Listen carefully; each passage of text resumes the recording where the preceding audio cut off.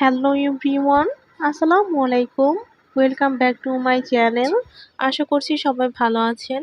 আল্লাহর অশেষ রহমতে আলহামদুলিল্লাহ আমরাও তীব্র গরমে আছি, মোটামুটি ভালো। যে পরিমাণে গরম খুব একটা বেশি ভালো নাই, গরমে অবস্থা খারাপ।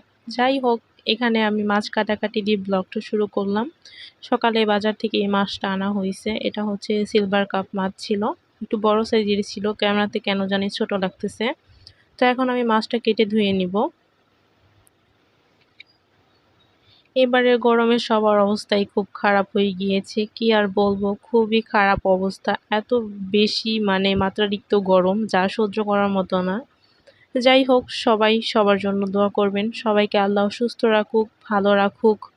সবাই বেশি বেশি পানি খাবেন, শরবত খাবেন, বিশেষ করে লেবুর শরবত, যেটা হচ্ছে আমাদের শরীর থেকে ঘাম বের হয়ে হয়ে যাওয়ার পর শরবতটা আমাদের জন্য অনেক বেশি উপকারী। আর অনেক বেশি ঘামের মধ্যে বা অনেক বেশি তীব্র যখন গরম পড়বে বা অনেক বেশি ঘেমে যাবেন, তখন অতিরিক্ত ঠান্ডা পানিটা অ্যাভয়েড করবেন। তখন শুনতেছি যে এই অতিরিক্ত গরমের মধ্যে অতিরিক্ত ঠান্ডা পানিটা খাওয়ার পরই একটু সমস্যা হচ্ছে অনেকেরই, তখন শরীর নাকি আরও বেশি খারাপ হয়ে যায়, হিট স্ট্রোকের সম্ভাবনা থাকে, আল্লাহ মাফ করুক।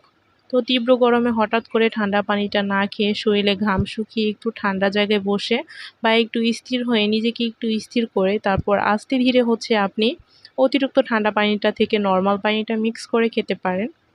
এভাবে খেলে হচ্ছে স্বস্তি পাওয়া যাবে। ডিরেক্ট অতিরিক্ত ঠান্ডা পানিটা খেলে দেখা যায় যে শরীর আরও বেশি অসুস্থ হয়ে যায়, যেটা শুনতেছি এখন আর কি। তো সবাই সাবধানে থাকবেন এই গরমে থেকে, অনেকে হচ্ছে অসুস্থ হয়ে যাচ্ছে। তো এখানে হচ্ছে আমার মাছ কাটাকাটি করা শেষ হয়ে গিয়েছে, এখন হচ্ছে আমি ভালোভাবে মাছটা ধুয়ে নিব। তো আপনাদের কাছে আমার একটা ছোট্ট রিকোয়েস্ট, যারা আমার চ্যানেলটি সাবস্ক্রাইব করেননি তারা আমার চ্যানেলটি সাবস্ক্রাইব করবেন, লাইক কমেন্ট শেয়ার করবেন, নিয়মিত আমার ভিডিওগুলো দেখবেন। তো এখানে হচ্ছে দেখলাম আমাদের পর্তুলিকা গাছে অনেক ফুল ফুটে আছে, আর মাশাআল্লাহ দেখতে অনেক বেশি সুন্দর লাগতেছিল। আর এই পাশে হচ্ছে আমাদের পাশের বাসার ভাবিদের বাসায় তিল রোদে দেওয়া হয়েছে, তিলগুলো কেটে এনে তারপর একসাথে করে ঢেকে রাখছিল কিছুদিন, তারপর এখন হচ্ছে আজকে রোদে দিয়ে দিচ্ছে। আর বিকেলবেলা হচ্ছে রোদে থেকে এগুলো উঠিয়ে তারপর এগুলো থেকে দানা বের করে নিবে। আর যেগুলো সবুজ দেখতে পাচ্ছেন ওগুলো কালো কালার হয়ে যাবে সারাদিন রোদে থাকার পর।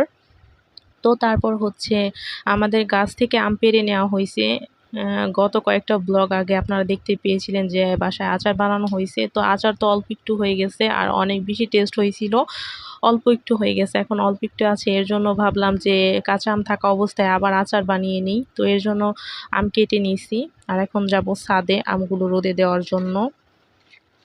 তো ছাদে যে কি পরিমাণে রোদ, আমি যে ছাদে গিয়ে আমগুলো রোদে দিব এটাই আমার ভয় লাগতেছিল, এত পরিমাণে হিট, আর কি বলবো, বলার বাহিরে। এত গরম আমি কখনো ফিল করি নাই, পুরো বাংলাদেশে অনেক বেশি গরম পড়তেছে এখন। তো এখানে আমি আমগুলো রোদে দিয়ে নিলাম। আর এখন হচ্ছে দাদুকে দেখলাম যে আম কুচি করে কেটে নিছে, আর পেঁয়াজও কুচি করে কেটে নিয়েছে, এটা হচ্ছে ঝুরি আচার বানাবে।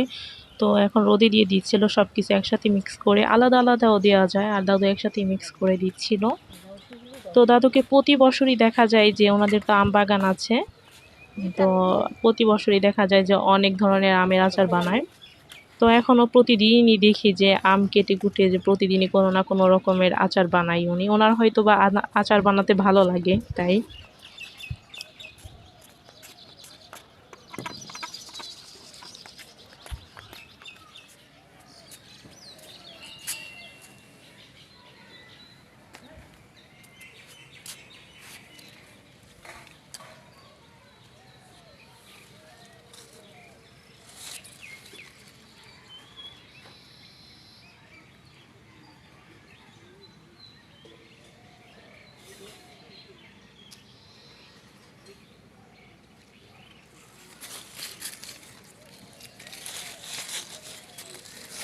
কাছে আছে শুধু একটা পেয়ারাই, আরগুলো হচ্ছে ধরে কিছুদিন পর দেখা যাবে এই পেয়ারাগুলো পেকে যাবে।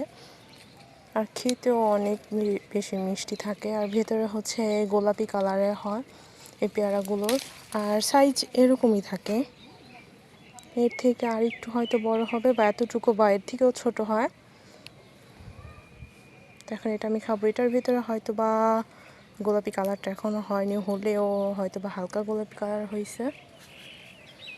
তো এখন আমি রুমে চলে আসলাম আর আমার হাতের নখের অবস্থা দেখতেই পাচ্ছেন যে কীরকম হয়ে গেছে। আম কাটা হয়েছে তো আমের কষে এরকম কালার হয়ে গেছে, হাতের 12টা বেজে গেছে। আর এখানে পেয়ারাটার কালার ভিতরে সাদাই ছিল, গোলাপিও হয়নি। তারপর হচ্ছে আমি কাকিদের বাসায় গিয়েছিলাম, এখানে দেখলাম কাকি গাছের নারিকেল দিয়ে নারিকেলের তেল বানাবে। তো কাকি বললো যে নারিকেলের ভেতরে আর কি কোনো রস ছিল না, তো এটা নাকি খেতে ভালো লাগবে না, তো এটার জন্য আর কি তেল বানাইতেছিল। তারপর এখানে আমাকে আম কেটে দিলাম, আমটা খাচ্ছিলাম। তারপরে ওগুলো হচ্ছে জাল করে নিচ্ছে আর দেখতেই পাচ্ছেন যে ভেতরের তেলটা হয়ে আসছে, কিছুটা অনেকটাই উঠে গেছে তেলটা, আরও কিছুটা হবে। তো বাসায় বানানো তেল যেহেতু মাথায় ইউজ করলে, চুলে ইউজ করলে দেখা যাবে যে ভালো হবে, যেহেতু বাসায় বানানো।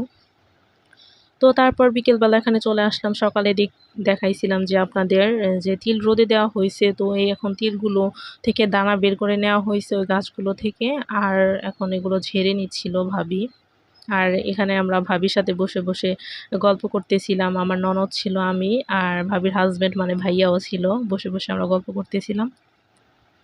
তো আজকের মতো ভিডিওটি এখানেই শেষ করব। সবাই ভালো থাকবেন, সুস্থ থাকবেন, আমাদের জন্য দোয়া করবেন। আপনাদের জন্য অনেক অনেক দোয়া ও ভালোবাসা রইল। নেক্সট ব্লগে কথা হবে। আল্লাহ হাফেজ।